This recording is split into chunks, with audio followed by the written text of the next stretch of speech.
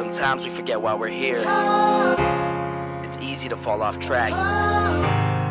These help us remember.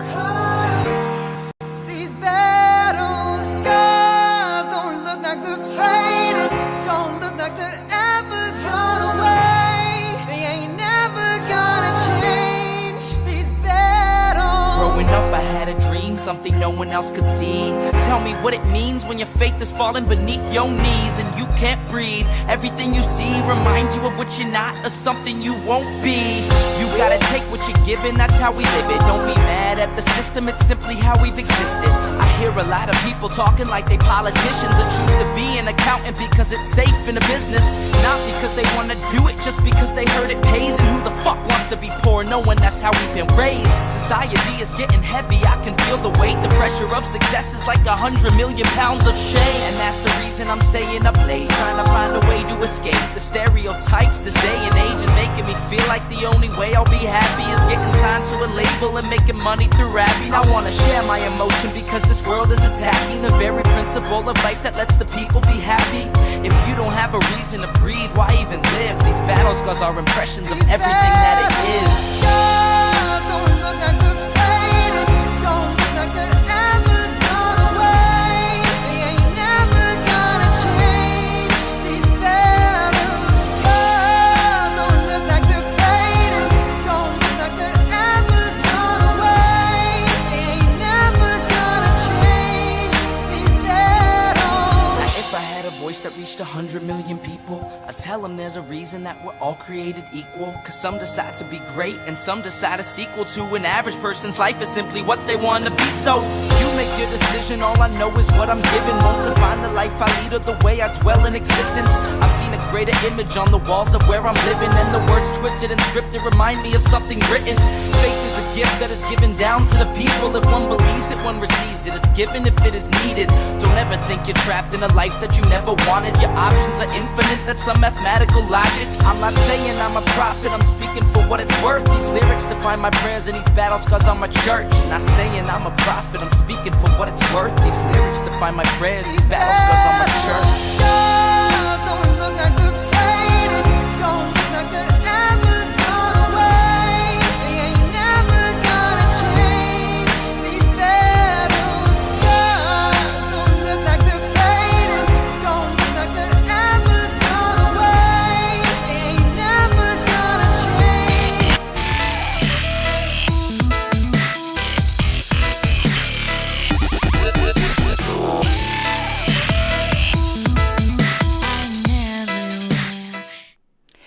Well, hello everyone. You notice I don't have Bunchy up and I don't have the chat widget up, and that will be apparent in a moment. Boy, did I just mess up scheduling this show. I had like this beautiful graphic I actually spent time on, and yeah, I accidentally deleted it. That's wonderful. And didn't do advanced scheduling. So I know there's not as many live viewers as there normally would be, but people will watch it after the fact. So in any event, you know, you got to go with the punches and this sort of thing. So this is going to be a little bit of a different show. I'm not going to do my typical YouTube promo because I have a feeling in YouTube search results there's going to be some different people that stumble upon the show that might not necessarily be into the political or historical content.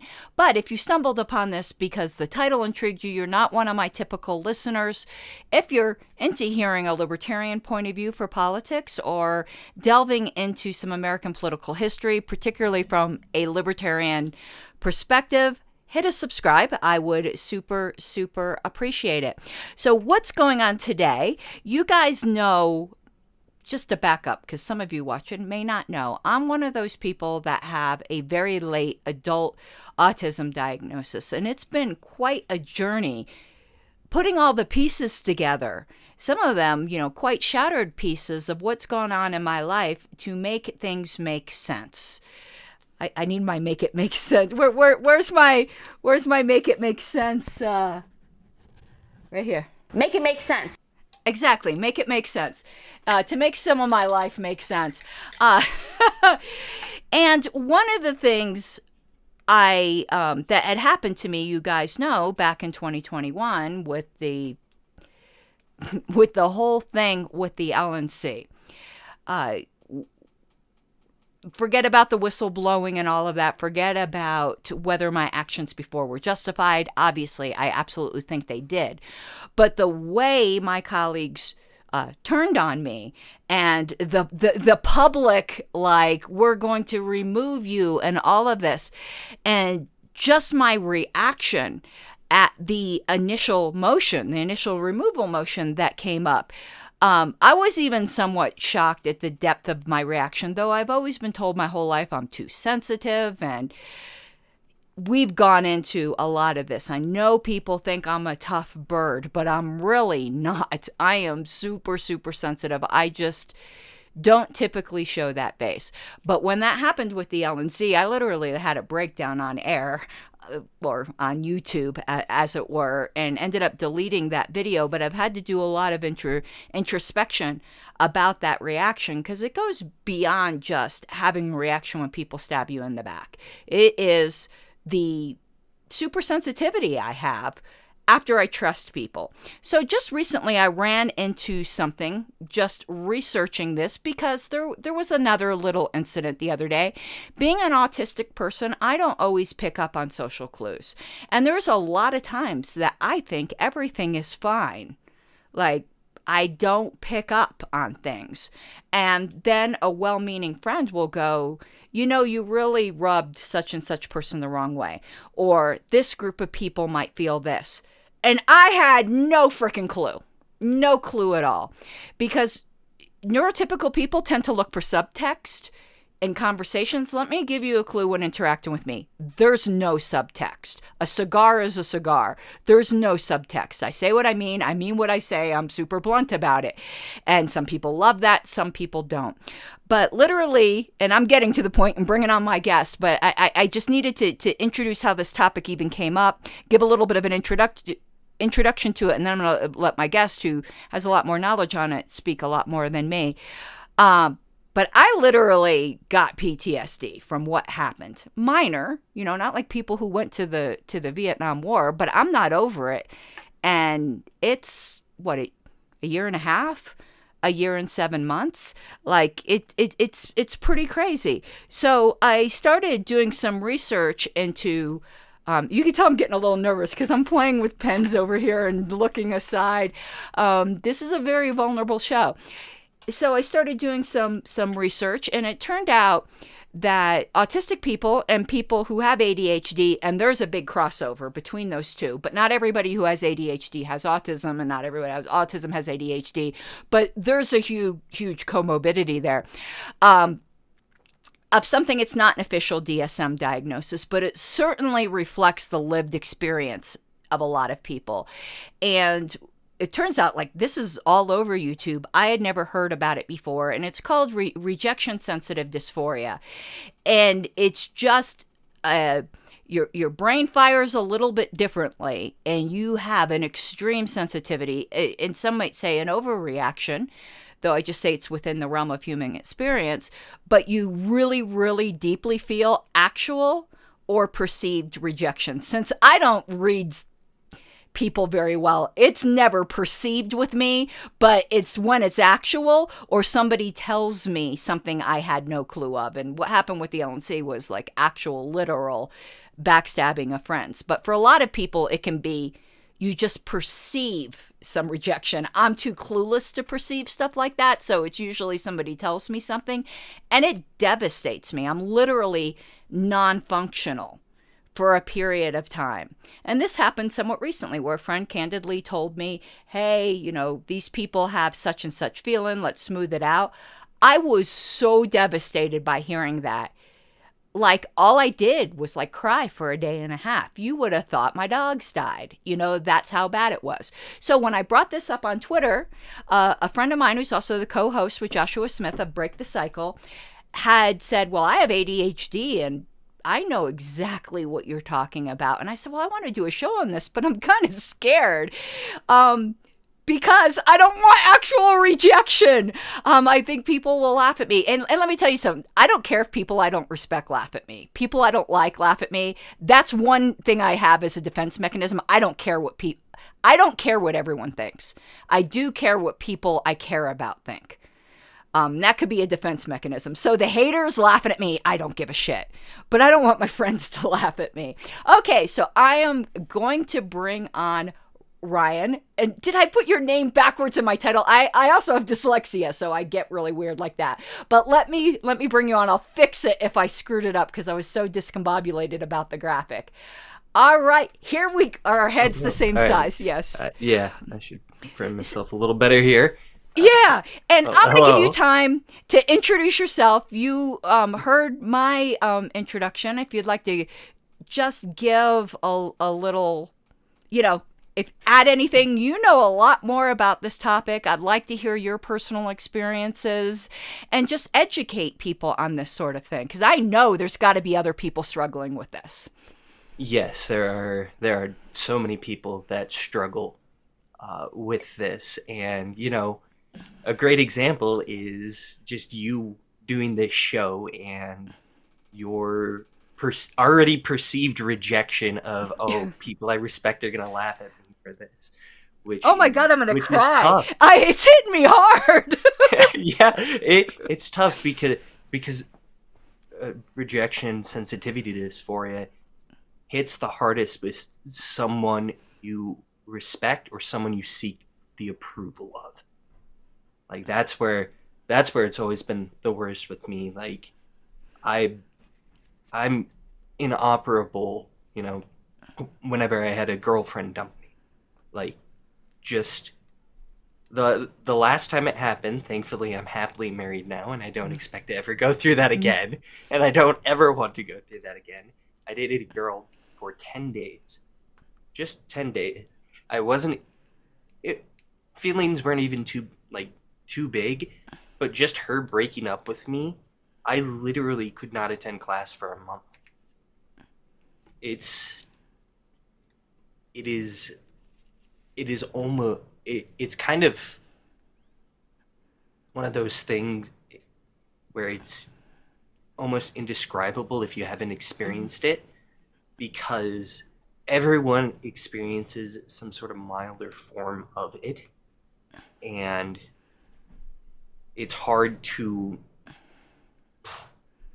accurately describe just how destructive it is without just coming off as dramatizing for attention. And so, yeah, but this is something that isn't in the DSM. I believe there is some sort of work towards getting it into the DSM. I know when I learned about it, it was thought to be a phenomenon only in people with ADHD. I don't know if that's expanded to autism, but it sounds like in your reading, that's something that has.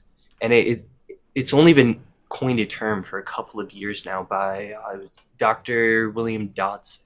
I can give his official definition of it.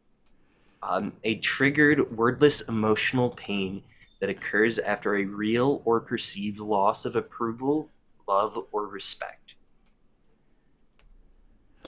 Yeah, I mean, and it has been, there's quite a few papers on it now where for people whose autism manifests in sensory disorders, which is what mine are, like, my senses are whack. Like, the smallest thing, like, I lose it. Like, people go, oh, I know what that's like. You don't like people chewing. No, it's not like that. It's like a nuclear bomb just exploded. Mm-hmm. I've severe and emotional regulation then gets into that. And it's negative emotions can be super, super, super overwhelming. And for all I know, never, it wouldn't surprise me because a lot of autists have ADHD as well. Those two are there's a lot of overlap. I do have OCD, which is also an emotional kind of anxiety, emotional regulatory disorder. I don't mind calling something a disorder. Everyone's got their things they have to deal with in life. So, I'm not ashamed of that. But Yeah, I hear what you're saying, and I see KC had said in chat, a broken heart. It's not just that. It can be a friend. It can be a job. It's different than a broken heart. Like getting reprimanded in elementary school by my teacher because I was being a dumb kid. And I didn't even get reprimanded. I was just so terrified of getting reprimanded. I think I was in the 3rd grade. I changed my computer password to Big Butts, being just a dumb little 3rd grader, You which like is big normal. butts and you could not lie. Yes, I thought it was hilarious. And then we had like an assignment that needed to be graded. Well, how the teachers were grading the assignments, because this was back in like the early 2000s, they would just log on to everyone's individual account.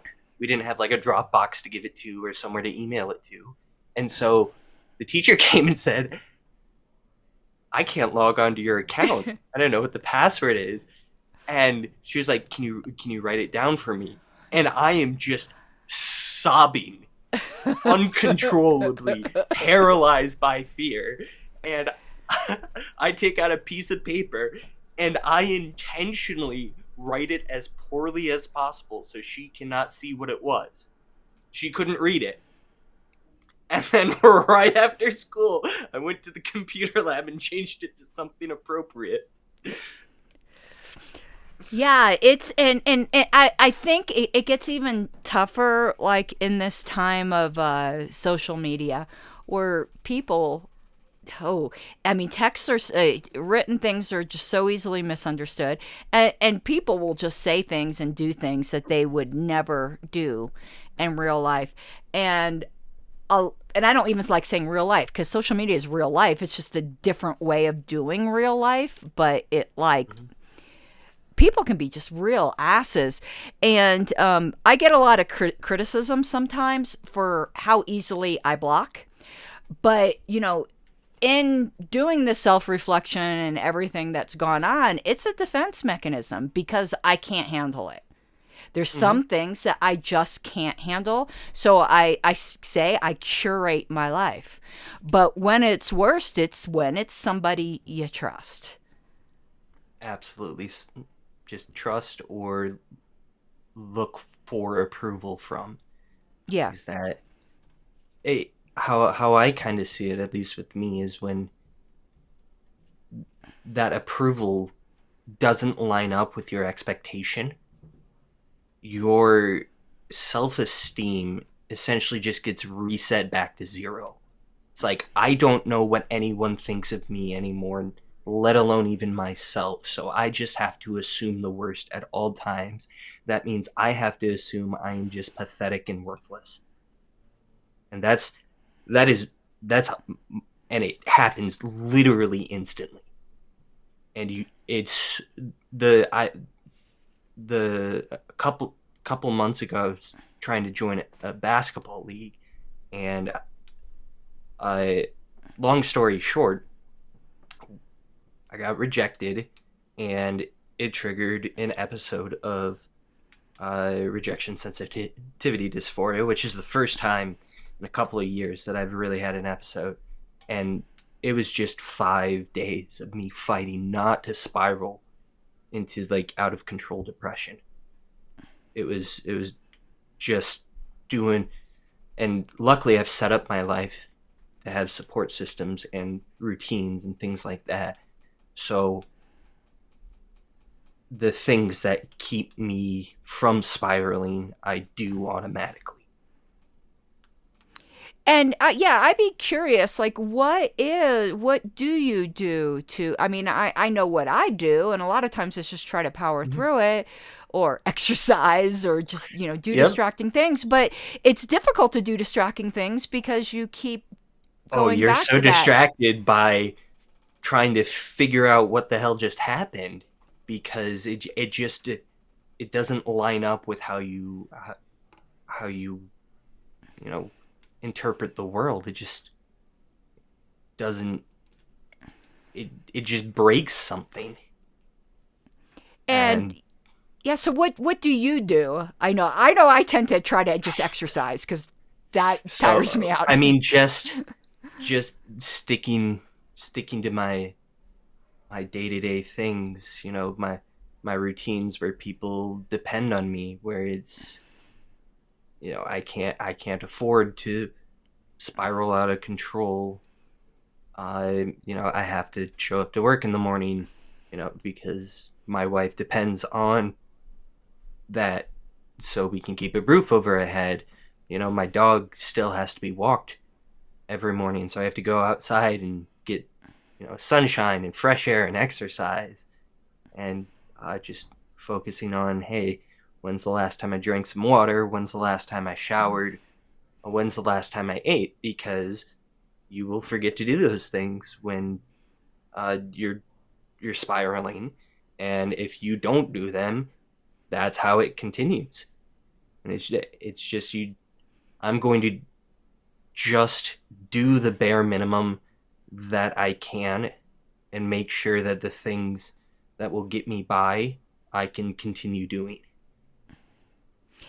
I could tell you, when I was younger, is when I was first, I was diagnosed with obsessive compulsive disorder really young. It was much worse when I was younger. And I went through about a year of cognitive behavioral therapy. And those skills I still have. And I find that kind of helps. You know, the same type of cognitive behavioral, like exercises that worked with OCD, which was way worse, you know, when I was younger. But another purpose I wanted to do the show, was just to, you know, bring awareness, because I always know that there are other people who haven't heard or are embarrassed, but also for people who might not experience like the kind of devastation, like just some of this, what might seem like a minor cut to some people, is that if you have someone in your life that seems super sensitive, you know, maybe not jump to the conclusion right away that they're just trying to be a drama queen, that maybe their brain is just wired a little differently. I would love to be tougher. I would love not to have somebody say something to me, and I keep my cool when I'm talking with them, but getting off the phone and then having to go to bed and cry for 3 hours. I would love not to be that way, you know. So there could be people in other people's lives now that maybe need a little bit more understanding, rather than saying, don't be so sensitive. Because most of us, I would assume you'd be the same way. I would love to not be so sensitive. Life can be very, very painful for me.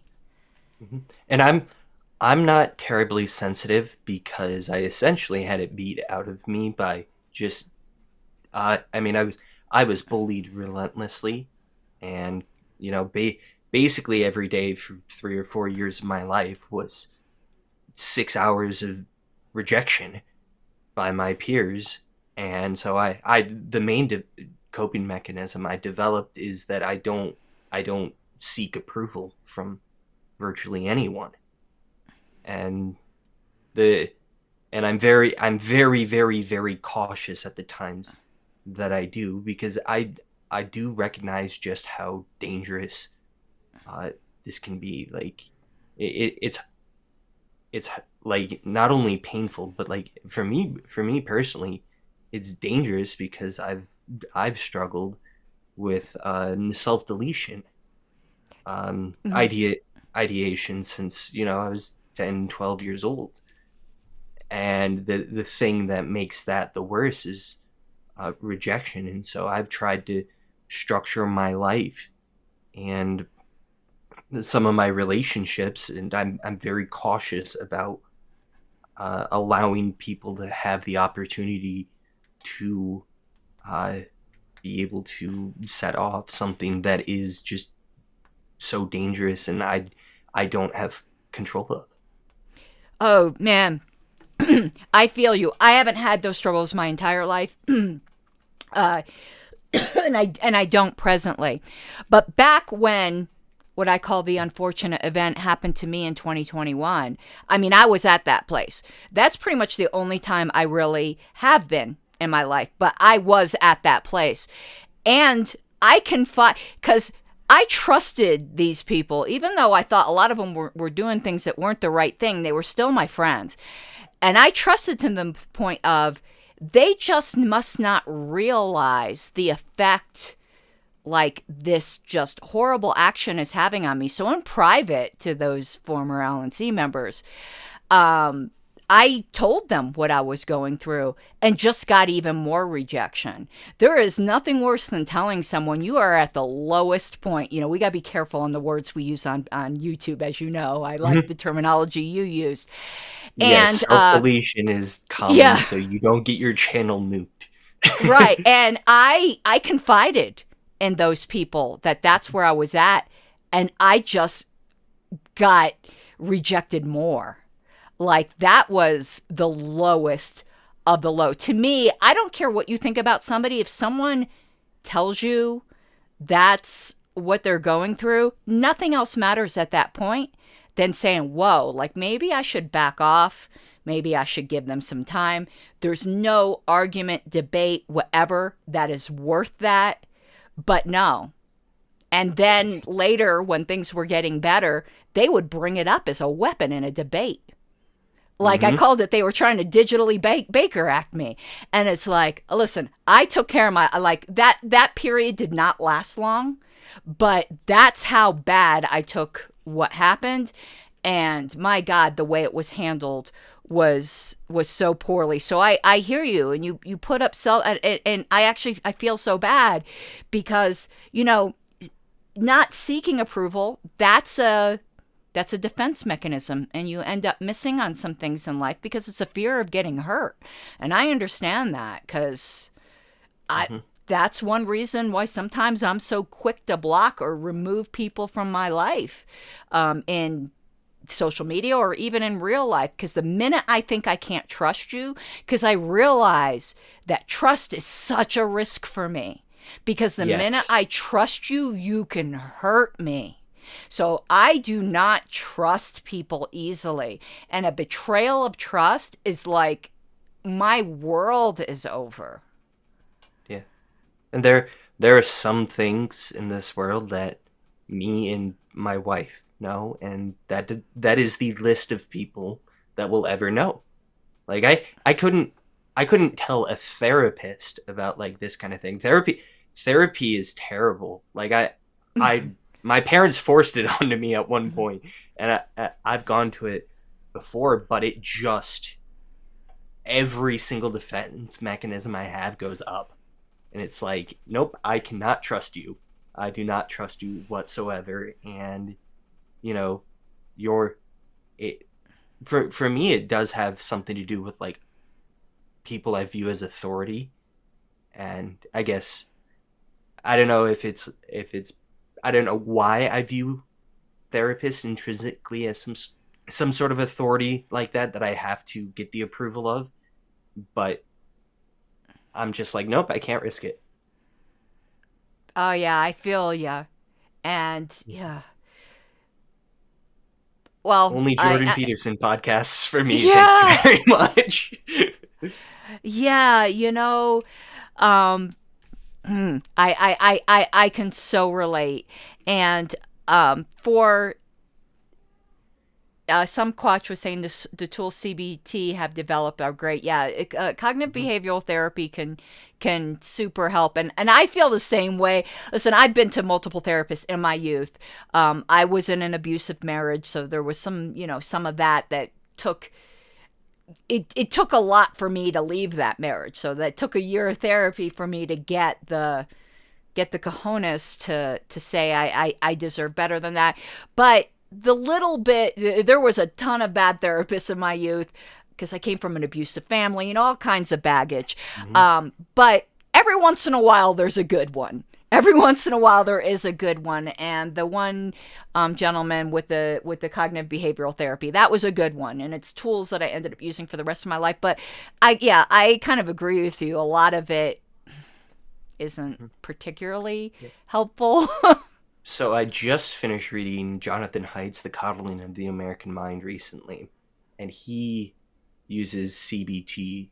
I listen to audiobooks because I'm dyslexic and me too. ADHD. And I'm never going to read anything without audiobooks. But he uses the term, he uses CBT for cognitive behavioral therapy. And the internet has kind of ruined me because CBT is better known online as cock and ball torture. So every time he said that, that's where my mind went to, not cognitive. This isn't Fat Life.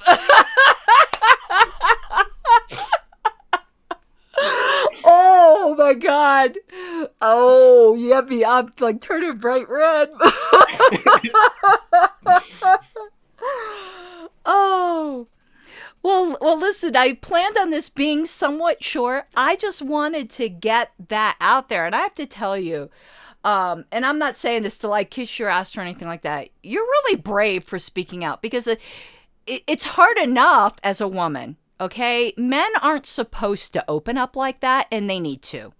You know, Jordan Peterson talks about that quite a bit, because I think the way we're not allowed to say what we're feeling or what vulnerabilities we have is just the effects in society are horrific. They really are. So I respect you so much for being willing to just open up. I mean, I don't really, I don't know, I don't see it as opening up. It's just kind of a part of who I am, and I'm going to deal with it whether I like it or not. They're like vulnerabilities I have that I'm not going to open up about, and that is part of being a man. Just being able to talk out through some of your vulnerability. You got to be able to put up with the difficulties of this world and be able to push through the things you struggle with to be able to provide and protect for the people that depend on you. Like one of the things I strive to do is be able to be someone that other people can lean on in times of crisis. And so yeah, you hit the nail on the head there. Man, I super appreciate you coming and having this discussion with me. I hope it was helpful to everyone else. Now, I know you do that show with Joshua. Do you have any personal projects or anything that you'd like to just get out there? I mean, not at the moment. David, do you know David Brady? No, I don't think so. He's young, like one of the youngest guys in the whole libertarian movement. Big Mises Caucus guy. I probably do in my memory. I'm getting old. Yeah, you probably see him on Twitter. But he and I are kind of cooking up something right now that we're in the very beginning phases of. But we'll just say we're very sick and tired of Reason trying to gaslight us that grown men twerking bare-assed in front of children is okay. Yeah. So. And the thing, God, and some of the promotion I stuff, I'm going off on the libertarian tangent, is turning people off on freedom, because they think freedom is just like sheer, like I don't even know the word. You can't have freedom without responsibility. Yeah. And there are a lot of people that are kind of more left-leaning culturally are not particularly fond of adopting more responsibility. And I mean, in general, just kind of intrinsically, people are averse to it, and that's something I've had to work on. And my life has gotten better as I've adopted more appropriate amounts of responsibility. Yeah, I've had my share of severe irresponsibility. I get it, you know. But yeah, you know, I'm pretty like socially liberal, but don't mess with kids. Like, just don't mess with kids. It's just like, leave the kids alone. You know, and I'm not even particularly maternal, and it's making me maternal. If it's triggering the maternal instinct in me, I can't imagine people who are like super like, because I don't have kids. I'd never wanted kids. That's not like my makeup, but even I'm turning mama bear. Opposite. Well, I don't have kids yet, but I have built consciously my entire life around being able to have kids, and just having kids. Have things set up, so I will, when me and my wife have kids, as we're going to do that when her student loans are paid off, so we can afford to live on one income. She can be more of a homemaker, and we can kind of figure that out as we go. We can homeschool and just have a good stable household in order to raise the kids. And if you tried any of that crap with my kids, and I'm not even a father yet, and I am hyper protective about things like that, and I'm gonna grab whatever arsenal I have available to me, and not be kind, because you don't mess with kids. That's like rule one of any society. Yeah. You got it. I mean, you talk about protecting the most vulnerable, and certainly there are vulnerable adult populations, but all children are vulnerable. It's not just some kids. All kids are vulnerable. There's some adults that are, but all kids are. And yeah, I do think it's a function that you can judge the humanity of a civilization by how it treats its kids.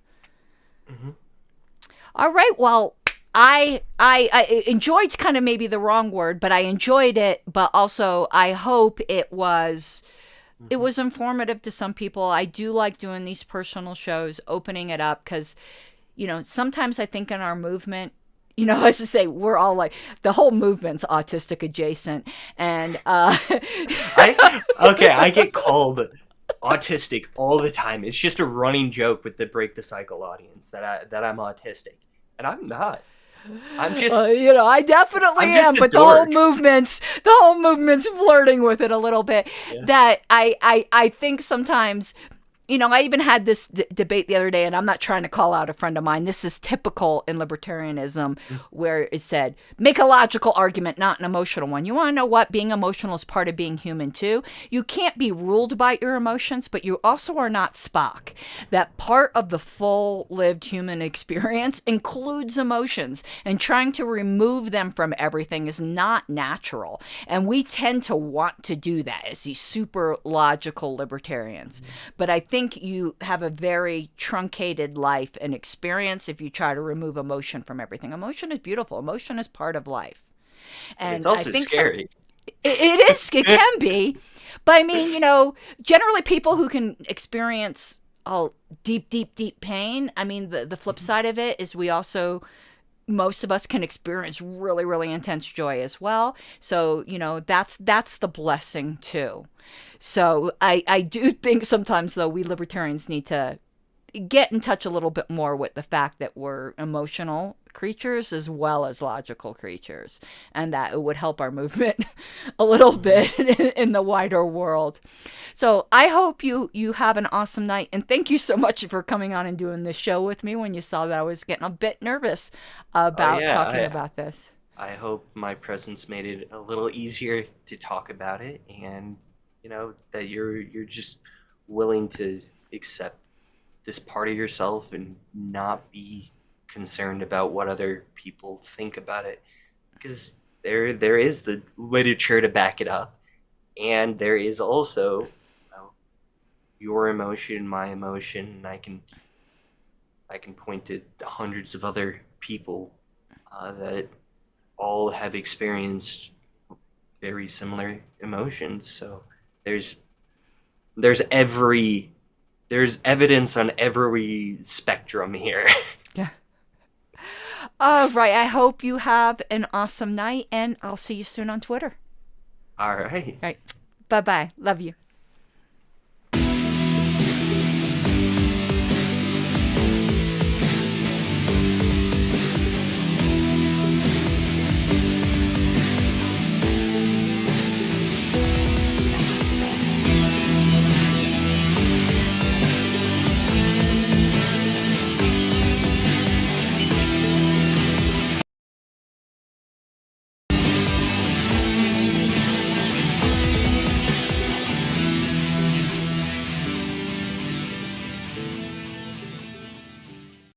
gotta take what you're given, that's how we live it. Don't be mad at the system, it's simply how we've existed. I hear a lot of people talking like they politicians and choose to be an accountant because it's safe in a business.